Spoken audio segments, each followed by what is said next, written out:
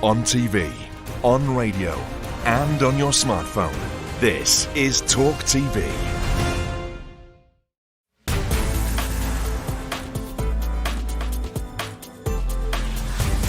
A very, very good evening and welcome to this special edition of Jeremy Kyle Investigates. Now, the Post Office Horizon scandal has been described rightly as one of the greatest miscarriages of justice in British legal history. Throughout the next hour, I'll be talking to victims of the scandal and the people that uncovered it. Hundreds of innocent people up and down this country, my friends, are still seeking justice, yet the scale of it is utterly underreported. Let's just give ourselves a Susan. Let's remind ourselves what happened. Take a look. In 2002, the Steven Spielberg box office hit Minority Report was released. In the dystopian sci-fi future portrayed there, people were arrested and jailed for crimes they hadn't actually committed. Sadly, this dystopia turned into a reality for far too many people working for one of the most iconic British organisations, the Post Office. At the start of the millennium, the Post Office introduced a new IT system called Horizon. It was designed by Japanese company Fujitsu. Now, Horizon was used as an accounting software, but some sub-postmasters reported errors in it and that the books weren't balancing properly, showing financial irregularities where there were none. Most disgustingly, Post Office management believed the software and data over their loyal workforce, who they accused of theft and fraud because the books weren't balanced. All the courts now have said that my husband was right. He said to me, I want my name cleared. Anything else is a bonus. I want my name cleared. And I promised him that. I promised him that the week before he died. Between 2000 and 2013, some 700 sub-postmasters may have been unjustly prosecuted by the Post Office. Some were literally sent to prison for crimes they didn't commit. We want the postmasters who fought to expose this injustice through the High Court to receive compensation on a similar basis to their peers.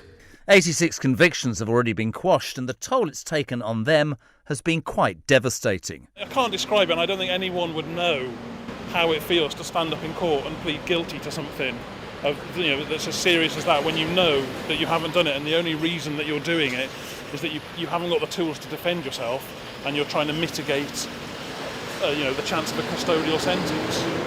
No one from either the Post Office or Fujitsu has been held accountable for the trauma their workers were put through.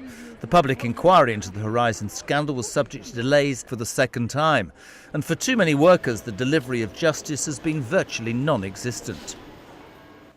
Wow, joining me to discuss this in detail, Nicola Arch, one of the very first victims of the Horizon scandal, and Nick Wallace, author of The Great Post Office Scandal. Thank you guys both for being here.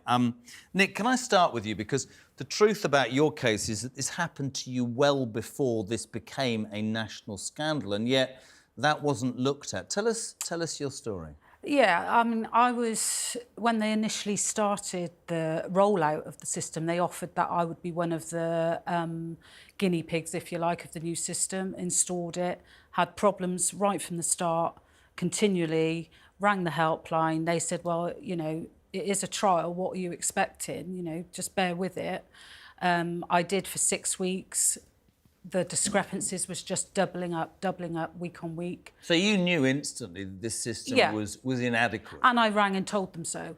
And they said, well, I was being too cynical.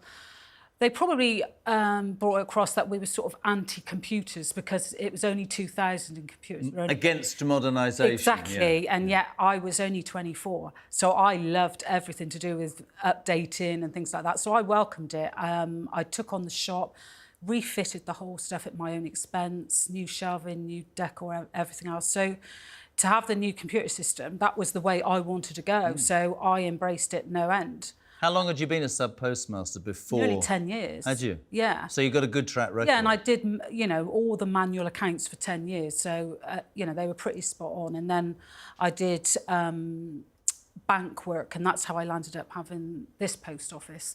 And never had problems before. So I rang, they said, well, stop being so cynical, basically, give it chance, it will correct itself. Okay, fine. But the problem was you had to clear that data in order to start new business the following day because you balanced every week. Sure.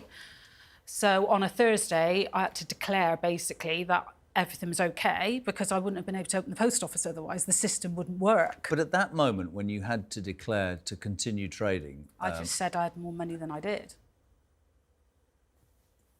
What, in the name of God, are these people thinking, that they're encouraging people to have to lie to cover up something that's not... What are you not feeling at that moment? Why would I be doing this? At first, I thought it's weird, but I thought, hang on a minute, this is a brand new system. Computers were relatively new at that time, and so I thought, well, I'm only going to get criticised for being cynical and anti-computer. So, and they made it clear that, you know, it wasn't an option. You had to have this system, whether you liked it or not. And if you'd phoned them and said, Nick, you know, it doesn't balance. I did, exactly that. And said straight away. And I could visually see what was causing the discrepancy as well. So I could say, well, actually, the computer isn't physically adding up correctly. I can see the problem. So these people that you turned to for advice, who said don't be anti-computers and anti-modernisation, they then turned on you? Well, they basically, you know, I was becoming a bit of a nuisance, I think, because I was ringing every week for 6 weeks solid. And, oh, God, here she comes again, you know, moaning away. And I said, you know, we've got a discrepancy now of £32,000. Wow. I am beginning to get seriously worried. Surely there is somebody who can come down and help me or look at this so I can explain in person what I'm seeing here. Oh, well, it's just you. And then, of course, their investigators turned up the next day. I didn't know they were investigators. They introduced themselves as auditors, and I never went in the post office again after that. They accused me of stealing the money, took me off to the Crown Office, locked me in a room until 4:45 in the afternoon, questioned me all day on recorded it, and basically said, you're wasting all our time. Tell us where you've put the money. You're the only one who's had a problem with this. Wow. And it just went on. And I said, look, I've never, ever taken any money whatsoever. Oh, you're just wasting our time. Do you realise I'm ex-CID? I've met liars like you before. So they sacked you? Yep. I was suspended immediately then, and then that was in the October 2000. And then I was officially sacked in January, and I wasn't allowed to have the keys back to my business or the post office, which meant I had no access to any paperwork or any evidence, basically. And they said they would be questioning me again. But of course, I'd only just moved in with my boyfriend. We had a little 2-up, 2-down shared ownership property. I thought, how am I going to pay my bills? What do I do? And they drove me back to the business, and I drove home because I wasn't allowed to drive my own car to be questioned. Wow. And I wasn't allowed to have anybody with me. No solicitor? No. As soon as they started saying you've stolen the money, I said, look, I want somebody with me. I didn't realise. You know, I'd been chatting, making coffee with them for the first 2 hours of the day. So I didn't have any inclination whatsoever. If I can just hold you there 1 second.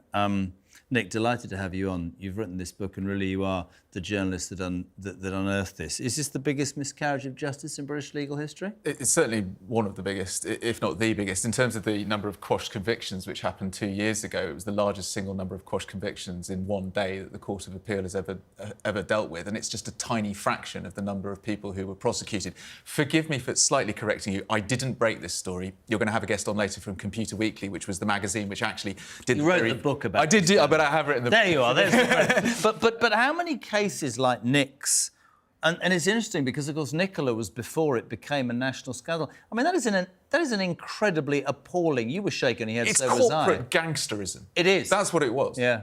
And Nikki was prosecuted. She was treated as a thief by her community, who all think there's no smoke without fire, when a very visible person... Spat on me in the street. Really? Yeah. And that's the human side, isn't it? Yeah, I come because out of Tesco's, two women spat in my hair when I come out of Tesco's once, so I never left the house for nearly 18 months after that. Now, you're smiling, but for what that caused you personally, this appalling miscarriage of justice, what did it do to you? What was your lowest moment? Well, the man who is now my husband, who we moved in with, we were heavily prescribed antidepressants from the GP at the time because I just couldn't deal with it. And we basically planned our suicide because we lived 5 minutes away from Rodborough Common. And because we'd had all these prescriptions given to us, the solicitor basically said to me, we cannot get hold of any evidence at all. There's just nothing. So let's just stop there a sec. So appalling was this for you? Spat on in the street, your livelihood removed, everything that you'd worked for 10 years. Yeah. You literally considered ending your life. It wasn't a consideration, it was the plan. It was only the fact that my father at the time was going through kidney failure, and I felt my mum needed my support at the time. It would be the wrong time to do it. But we were always going to do it. What changed? He didn't get better, he died. So Mum was then on her own, and I said we obviously got married in the middle of this. I cancelled everything to do with the wedding. There was no way I was going to parade around being the new bride. I couldn't cope with that. So we've nothing from the wedding. We paid £27, went into town, got married, and then went home, and that was it. No photography, no honeymoon, no dress, no nothing. Wow. Well, because I had nothing to celebrate, and we always knew what our plan would be. And did your now husband work for the post office as well? No. He was a lorry driver and still is. But loved you enough to oh be yeah. contemplating. He stood by me. Yeah, he without him, I definitely would not have got through it. How did you get justice in the end? I haven't. It's as simple as that. You got paid £9,000. Yeah, from right? When they were. Nick and I are just like, it's just. Yeah, I mean, the only benefit you get from this, 23 years, it's my 23-year post office anniversary in November. My 18-year-old has always had his mother, who is the post office woman, and I want it to end now. How does it end for you? I want to be, if possible, compensated fairly, fully. What they're saying and what they're doing are two very, very different things. If I can just bring you in, Nick, and loads more from you later, Nick. Thank you so much for your honesty.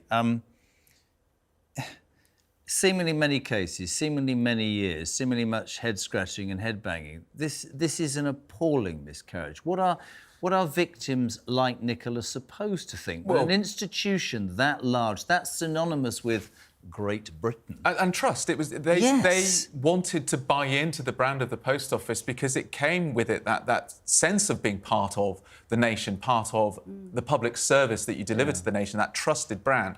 And the way that Nikki in particular has been treated, her story makes me furious, frankly, because she's a strong woman. She's a strong woman.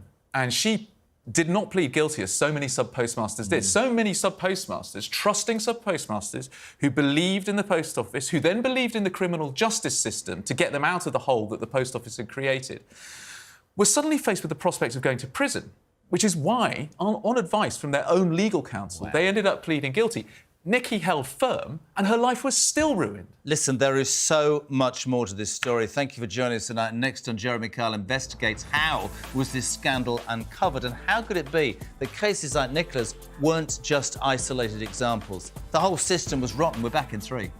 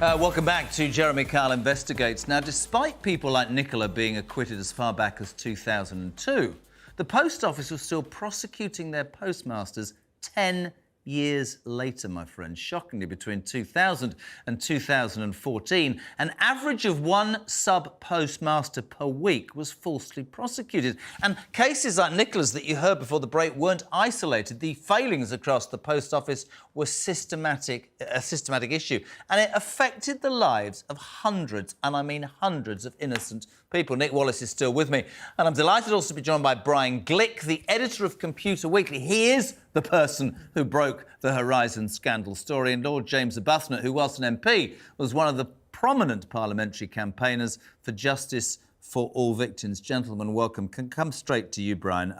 I served you a Miss Justice before that. Computer Weekly first broke this story. Yeah. How did that happen? How did you get to this? Yeah, again, it wasn't me personally, but it was. Oh well, somebody takes somebody credit, did. Somebody did. But I'll take some of it. Don't worry. Yeah, I mean, basically, we were approached by a chap called Alan Bates. Now, Alan is the real hero in this whole scandal. Alan was one of the early victims of this scandal. He lost his post office in North Wales, but he refused to take it sitting down, and he decided he was going to do something about it. And he decided he was going to approach the press and try and get some publicity about it, and he didn't get a great deal of success. He came to Computer Weekly because I believe a friend said to him that we had a bit of a reputation for investigating scandals with an IT element, which was correct. So we started looking into it. He introduced us to several other sub-postmaster victims, and we talked to them, and there were some common themes coming out. And one of the big common themes, which I think was hinted at earlier, was that every one of these individuals was being told nobody else is getting these problems. You're the only person we have come across who's getting this. So immediately, as a journalist, that makes you think something's going on here, something's not right. But when we then approached the Post Office, and this was a consistent line from the Post Office throughout all the coverage over many years that we've done of this terrible scandal, was they always said to us, it can't be the software. It's not the software, because if we have thousands of branches, we process millions of transactions. If there was a problem with the software, we would know it, because we would see it across the branch network. It's an incredibly brave or rather stupid suggestion, isn't it? It's a bit of a stupid suggestion, because it's a fundamental misunderstanding of how software works. Yeah. And that's one of the things that interested us. Obviously, we're a technology publication, as the name suggests, and that excuse just didn't make sense to us. Let's just say, for example, it's generally seen in computer systems, if everything can work 99.999% of the time, that's generally considered pretty good. But if you're the Post Office, that means that maybe 1 in 100,000 transactions, something might go wrong. And if you think of it in those terms, and then you put it across a branch network of, something like 12,000 branches, the largest military IT system in Europe when it was rolled out. And this is a big, complex IT. Did you very quickly know you were getting your Aaron Brockovich moment? And I'm being serious. Did you? It was hard in the first few years because there was no evidence. But you knew in your heart and yourself. Yeah, it was obvious to us. And James, if I can just bring you in, James. Whilst in Parliament, why did you show particular interest in this case? Because I'm not sure Parliament initially took it seriously enough, did they? Probably not. It was in 2009 that I first got involved, when 2 sub-postmasters in my constituency of North East Hampshire approached me and said, there's something that doesn't feel right, that is going seriously wrong with us.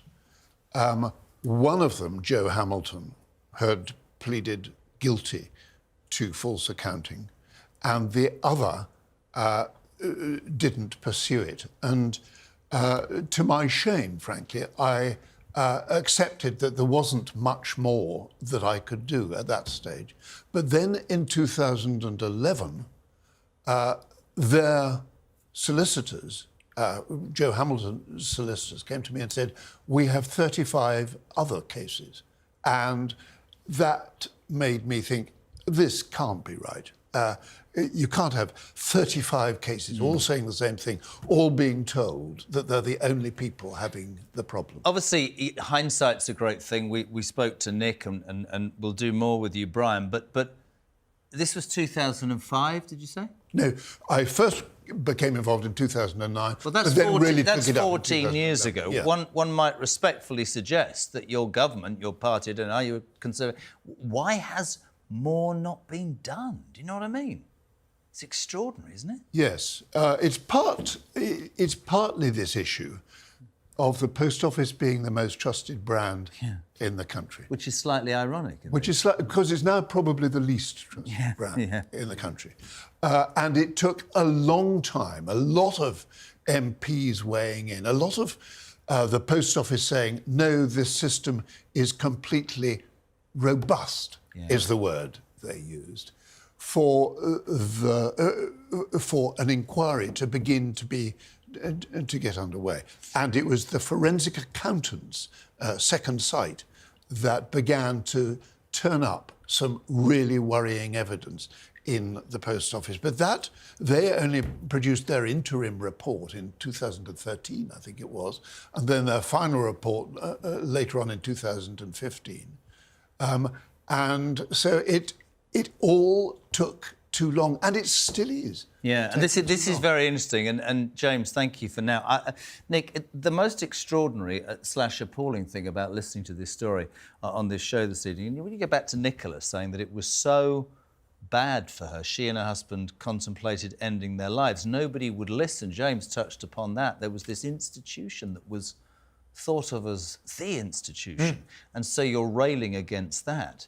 Where are we at today for people like Nicola and hundreds of others? Because, yes, I've seen it on the news, but I didn't have any idea as to the depth. Well, Computer Weekly and Lord Arbuthnot were instrumental in getting Second Sight into the post office to start doing their forensic accountancy work. They started lifting up the rock, and what started crawling out was horrendous. But they still had a fight to get this into the public domain.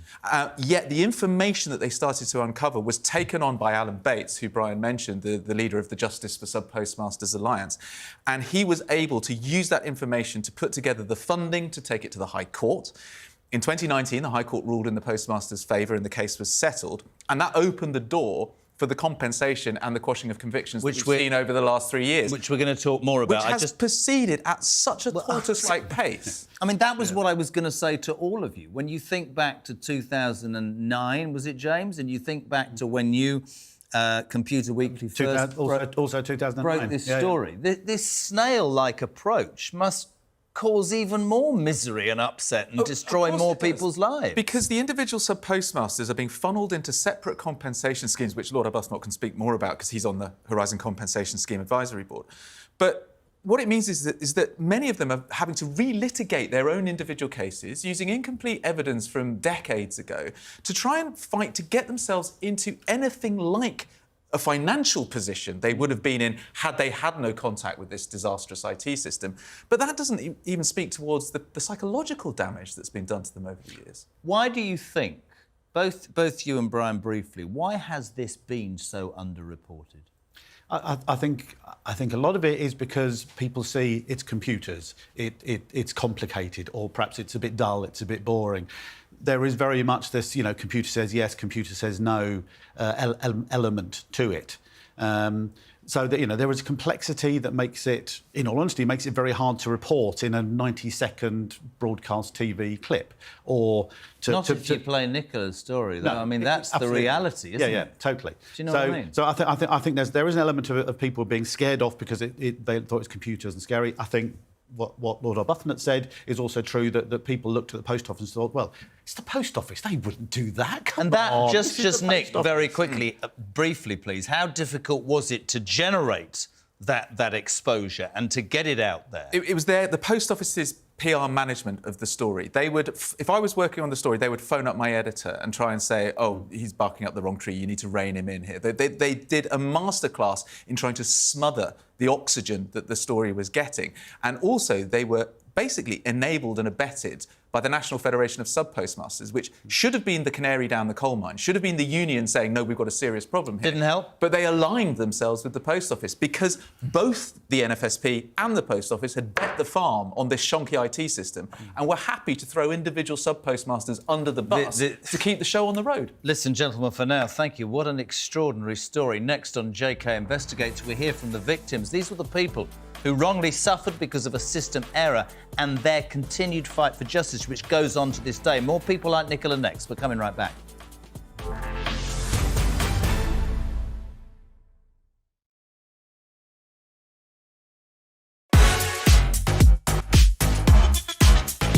Good evening, I'm Piers Morgan, uncensored in New York City.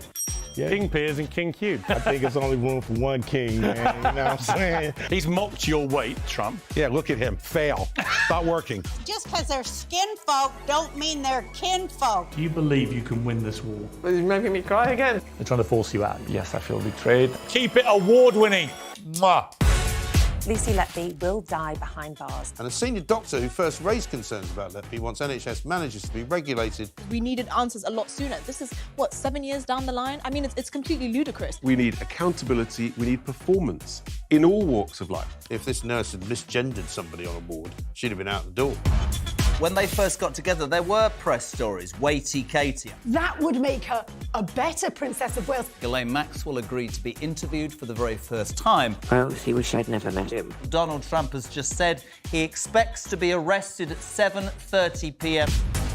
The Conservative Party can certainly win the next election. Can we? Yes. Labour 29 points ahead in the polls. Can we? Did he say, yes, I have taken drugs and they bent the rules, or lied on the visa application form and therefore got it? There needs to be an intervention around abortion laws. Parliament is sovereign. Parliament can determine these things. The rest of the world has watched on in sort of mounting horror as this story has unravelled. For you, it was incredibly personal. The death toll from the Titanic tragedy has risen to 1,522, and may God rest their souls.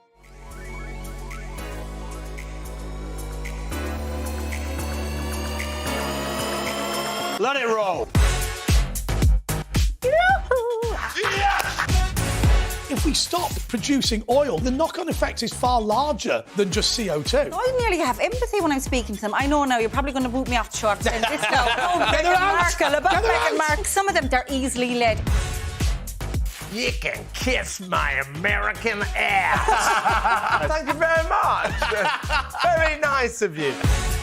Twitter, you sons of Can you please reinstate my account? Yeah, Thank you. There's a threat that you'd be worried about. So are you saying that you're being overwhelmed, that you're inundated? We are really working hard for you. We're just asking patients to be patient with us. We're now in Barbie world. You weren't asked to give evidence to the grand jury. I'm the only one that has been telling the truth. You don't drink, never taken drugs. You're stinking rich. Should you be concerned, Prime Minister? If it's on your mind, it's on talkTV. Is about you and your opinions. If you're thinking about it, we're talking about it. It's all about me. That was a joke. This is talkTV.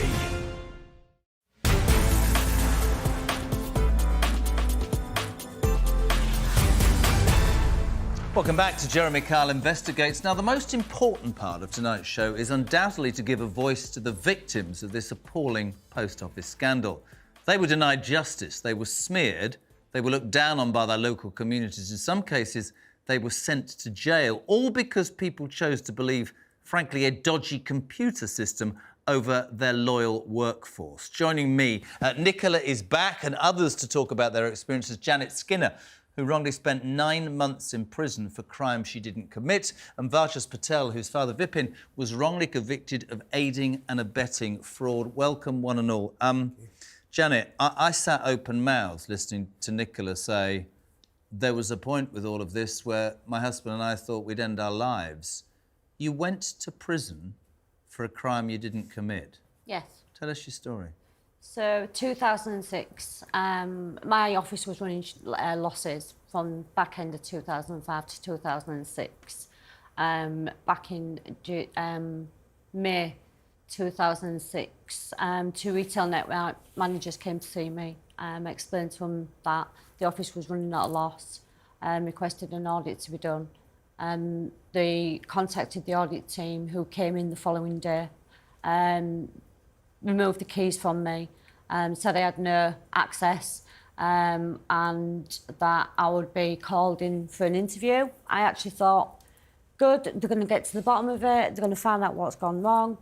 Had you reported what you saw as failings to the system before that, as Nicola had? You do, but then because of who they are as well, you've sort of got that belief that it can't be that, it's got to be something else. So when you put across to them that it's the system that's faulty, they don't want to know. All they seem to look at is who's taken that money. Yeah. That money has to have been This there. hasn't happened to anybody else, which you said was a common. Yeah, this was later, see, Yeah. so by then they had confidence in it. Can I ask you something? I don't want to rush through any of it, but you ended up admitting to a crime you didn't commit. Can you put into layman's terms just how desperate, how cornered, how...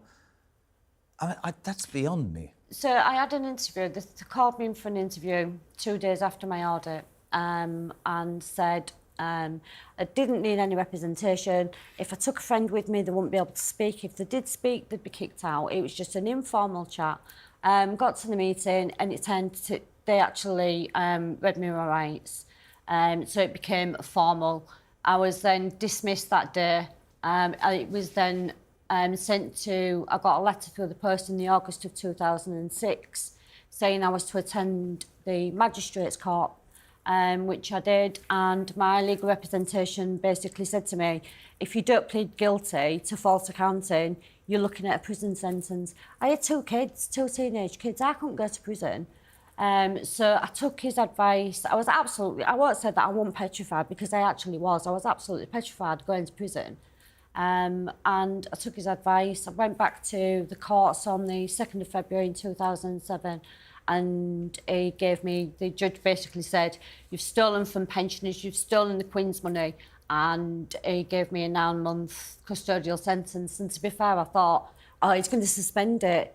But then the gates locked, and I heard them lock, and that's when I just knew. Tell me about that moment when they led you into your cell and shut the door behind you.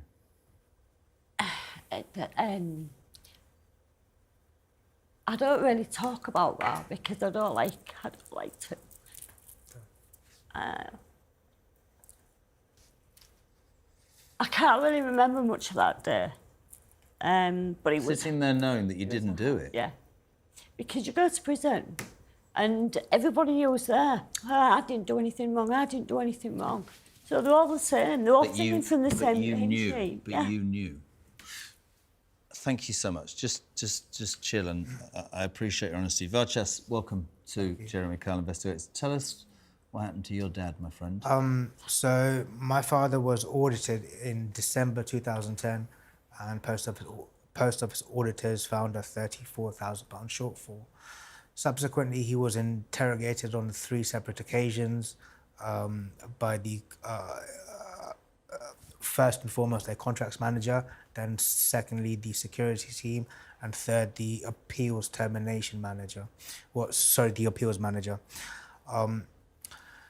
Well, in my dad's case, he knew he was up against a really hard company. And father has always maintained, had he pleaded innocent, ignorant, said I don't know where the money is, or just anything like that, they would have finished dad off. So the best thing, dad chose to just play along with this, make up a false confession, and hope the court summons would just be ended after he paid them the money.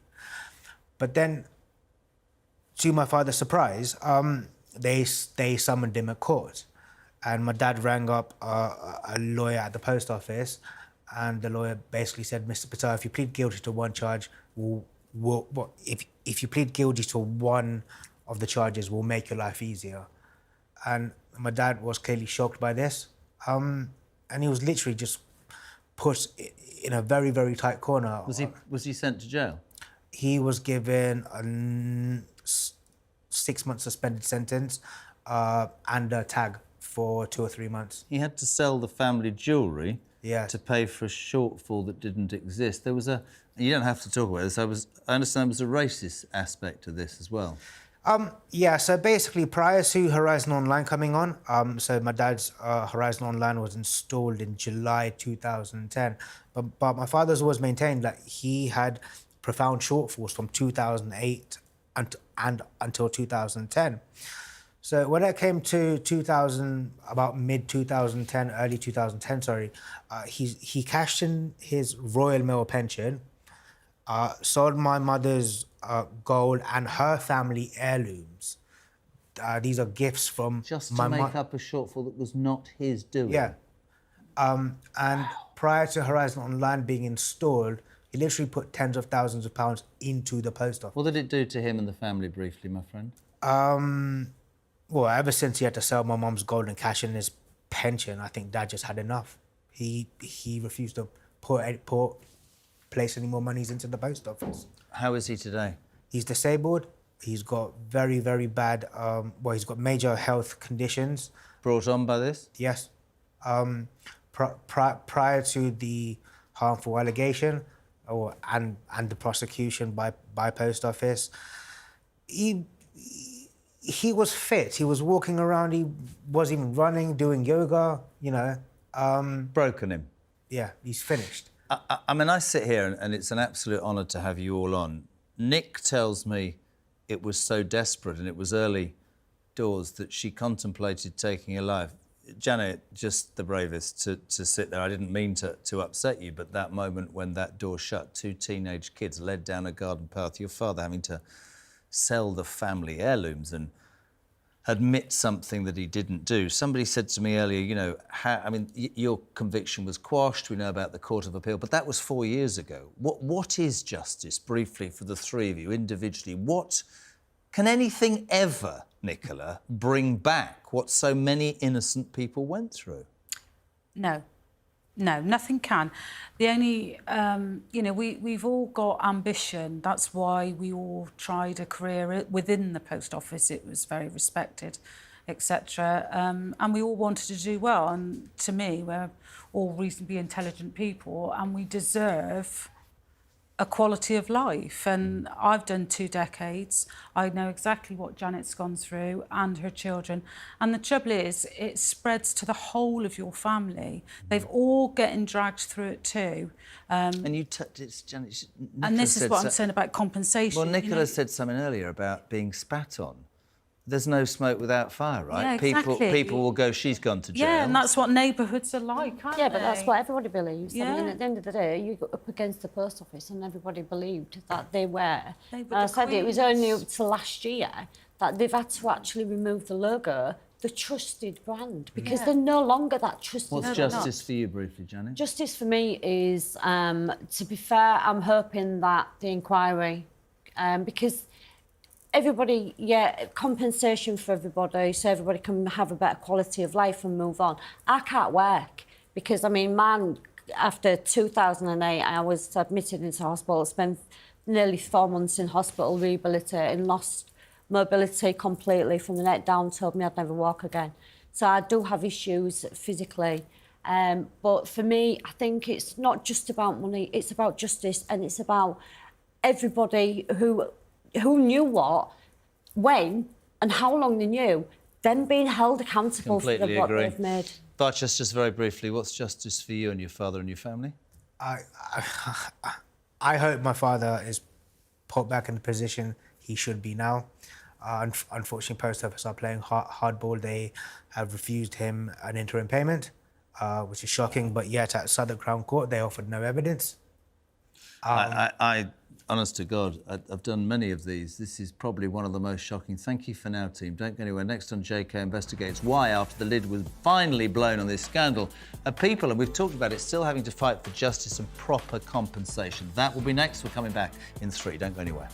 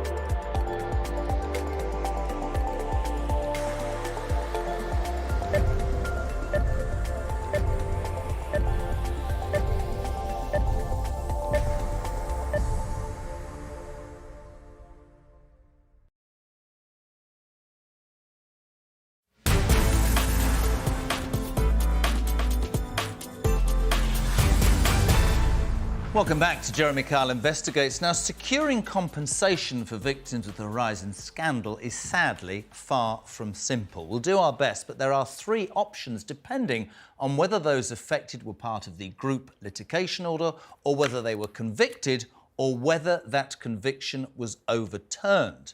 The group of people with the clearest route for compensation are those who've had their convictions quashed, entitling them to payment of up to £163,000 plus full compensation. For those still convicted, they can appeal to quash that conviction. 555 sub-postmasters were part of the group which took on the post office, and they successfully secured compensation in 2019. Those who weren't convicted but still believe they are due compensation can access payments via this settlement. And in March this year, the government announced plans for further compensation for those with specific claims to make. Now, pathways were also open for those not prosecuted but affected. And in 2020, a scheme opened to applicants who believed they experienced shortfalls, such as distress, loss of reputation and bankruptcy costs. But for those who didn't apply, the Post Office has confirmed late applications are still being accepted.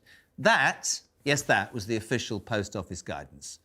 People are still fighting battles to secure compensation. Others have died before their claims could be made or resolved. Even the chair of the inquiry, this is the understatement of the year, said the current schemes are inadequate. What has emerged is a patchwork quilt of compensation schemes. And, unfortunately, it is a patchwork quilt with some holes in it.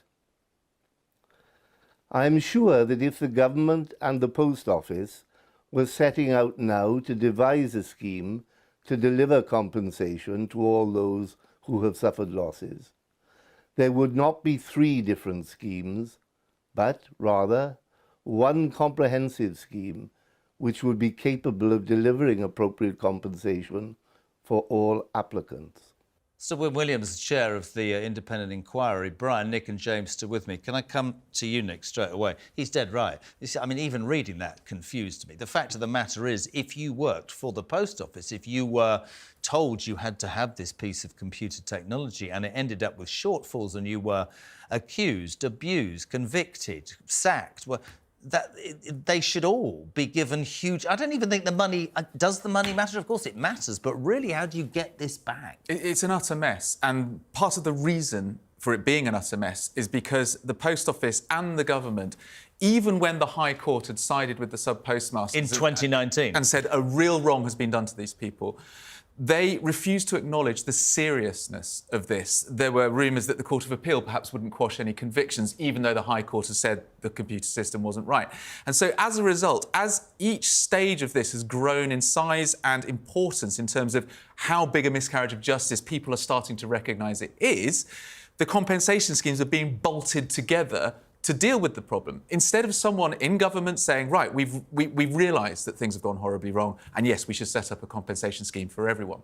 We are where we are now. Things look like they're starting to get better. Lord Arbuthnot now sits on the Horizon Compensation Scheme Advisory Board, and he is starting to look at all the compensation schemes in the round, but it's still early days. And I don't know whether you'd agree with me that it's a mess, but it certainly seems like a mess from where I'm sitting. James, minutes of the Horizon Compensation Advisory Board meeting expressed concern that the legal system wouldn't deliver a fair outcome for wronged people. Yeah. Why? So far, there have been fewer than 100 of these convictions which have been overturned. There are about 1,000, maybe more, convictions which have taken place. And so sub-postmasters aren't coming forward to have their convictions overturned. Why? They were the pillars of their communities who were shamed in front of their communities. They want to put it out of their minds. That's so bad, isn't it? It's awful. That, to me, and it was Janet, that, and when Nick said spat on, that they would prefer being coerced, being seen no way out. They would prefer to admit to a crime they hadn't done. And even now, when there's a chance, so tarnished were they by the whole thing, they just want to leave it in the past. Yes. But the very people that perpetrated this crime, the Post Office, have got away with this. Yes. Yeah. Is that how you see it? Oh, certainly at the moment, yeah. You know, the big question, which you heard a couple of people mention when you were talking to them earlier on, is about accountability. At some point there was a meeting, there were people, there were committees, whatever in the post office, where they had to sit down and make a decision to decide, we are going to stick with this. We are going to see this through. Somebody somewhere had to make that decision. They knew what was going on. They knew that this software wasn't perfect. It was likely to be faulty. They knew that the sort of numbers of people that were coming through were unprecedented. They knew there was no evidence that any of these people ever went off and spent this money they were accused of taking from the post office. They weren't going on holidays. They weren't building extensions. They weren't buying Porsches.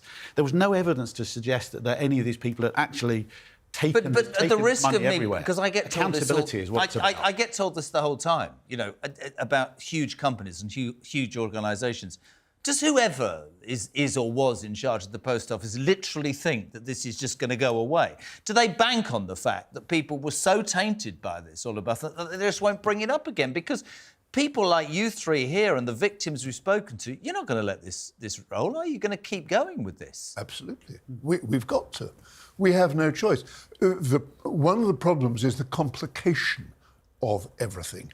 And while it started out as a computer software problem, it stopped being that. It became a human behaviour problem. And it is that human behaviour by the post office, by ministers, and by so many other people which has failed the sub-postmasters all the way down the line.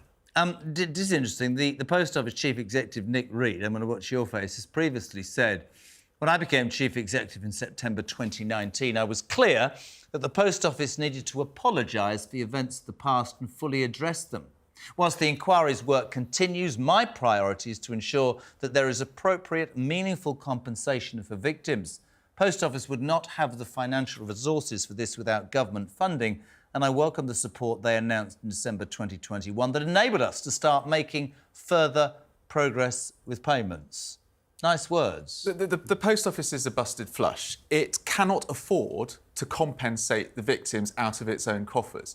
It initially thought it would be able to because it didn't have any idea of the size of the scandal it was sitting on. When it became apparent that it couldn't, it went cap in hand to the government, and it is now entirely dependent on the government's whims as to how it functions as a business. Well, let's talk about whims, because, I mean, here we are 18 months out from election and seemingly Sunak and Starmer every day want to touch the electorate and make another promise. This is an absolute outrage. There is no way that this should not be dealt with and justice should be served. Well, we've got the public inquiry ongoing at the moment, and whenever you How long will that take? Well, it could report next year. It may even report in 2025. Lord Arbuthnot's comments about the speed at which these processes are playing out are absolutely on the money, because no one's getting any younger. People are dying before they receive compensation. Many sub-postmasters bought a post office as their last job before retirement. Yeah. And as a result, just because these things seem to take so long, people are dying before they get compensation and justice. That cannot be right. Apparently, recently, the boss of the post office gave back a bonus he'd accepted for cooperating with the inquiry. Sorry? Oh, yeah. Sorry, that was on a card. Unless I genuinely missed the point, could you explain that to me? He's given back a bonus he'd accepted for cooperating with the inquiry, looking into how his business screwed the lives of people he employed. It's not just him. Bonus. It's emerged that a number of directors at the post office were given a bonus payment for cooperating with the inquiry. It's worse. How? The wording of getting this bonus said that you will get this bonus when the head of the inquiry, Sir Wyn Williams, signs off the fact that the post office has cooperated. Sir Wyn Williams knew nothing about this. Sorry, can this I just was nothing go... Sorry, to do with I know I'm not at all. Can I go back to what you just said, right, Nick? You said they had no money and had to go cap in, and I presume to the British taxpayer, but they had enough money to pay their bosses bonuses to cooperate with... That is absolutely appalling, It's one of the biggest failures in corporate governance in recent history, and it happened on the current chief executive's watch. In fact, he was instrumental in getting that bonus scheme set up and pushed through. Either Nick Reed is incompetent, or he is in charge of a ship which he's trying to turn around, but it's already hit the iceberg and is sinking.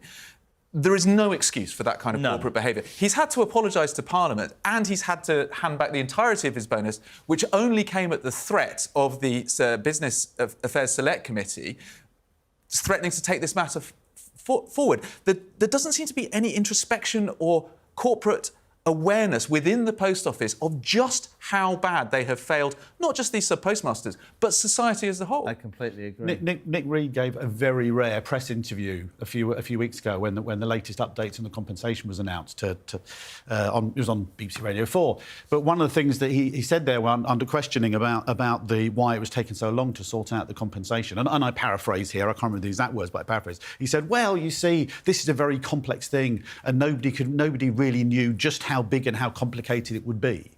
Now, don't you think that maybe the organisation that prosecuted all these people, that pushed all this through, that made all this happen, don't you think, Nick, that maybe that's the one organisation that really should, more than anybody else, know exactly how complicated and how widespread this was? Couldn't agree more. And gentlemen, would love to have more time. I haven't. Very finally, very quickly, Lord Arbuthnot, do you get the impression that politicians understand how much of a miscarriage of justice this is, in your opinion? They're beginning to, but it's taking too long. Everything is taking too long. But politicians are finally being dragged by the likes of Nick Wallace and Computer Weekly into the knowledge that they should have had right from the beginning. Gentlemen, thank you so much. I have to say that part of doing Jeremy Kyle Investigates, I find it fascinating. And that, the Post Office Horizon scandal, they gave it to me. I knew nothing. Fair play to all of you and to the victims who just came on and spoke. That lady going to jail, Nicola being spat on. This has to be resolved. Nick Reed, the Post Office CEO since 2019, told the House of Commons Business and Trade Committee that the bonus linked to working with the Horizon scandal inquiry was intended to incentivise people to do the right thing. He apologised for the error which led to the bonus being paid. He has since agreed to pay back that part of his bonus linked to the inquiry. Thank you very much indeed for watching. More JK Investigates very soon. That's all I have time for tonight. We'll see you very soon. Take care. Bye-bye for now.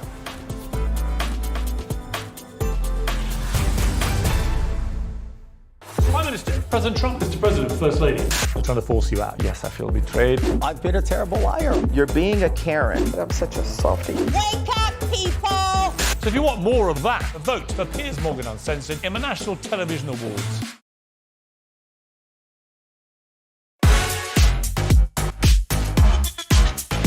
Good evening, I'm Piers Morgan, Uncensored in New York City. Yeah. King Piers and King Q. I think there's only room for one king, man. You know what I'm saying? He's mocked your weight, Trump. Yeah, look at him. Fail. Stop working. Just because they're skin folk don't mean they're kin folk. Do you believe you can win this war? He's making me cry again. They're trying to force you out. Yes, I feel betrayed. Keep it award-winning. Mwah. Lucy Letby will die behind bars. And a senior doctor who first raised concerns about Letby wants NHS managers to be regulated. We needed answers a lot sooner. This is, 7 years down the line? I mean, it's completely ludicrous. We need accountability, we need performance in all walks of life. If this nurse had misgendered somebody on a ward, she'd have been out the door. When they first got together, there were press stories. Weighty Katie. That would make her a better Princess of Wales. Ghislaine Maxwell agreed to be interviewed for the very first time. I honestly wish I'd never met him. Donald Trump has just said he expects to be arrested at 7:30 p.m. The Conservative Party can certainly win the next election. Can we? Yes. Labour are 29 points ahead in the polls. Can we? Did he say, yes, I have taken drugs and they bent the rules, or lied on the visa application form and therefore got it? There needs to be an intervention around abortion laws. Parliament is sovereign. Parliament can determine these things. The rest of the world has watched on in sort of mounting horror as this story has unravelled. For you, it was incredibly personal. The death toll from the Titanic tragedy has risen to 1,522, and may God rest their souls.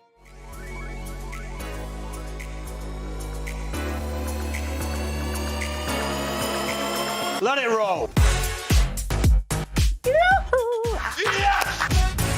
If we stop producing oil, the knock-on effect is far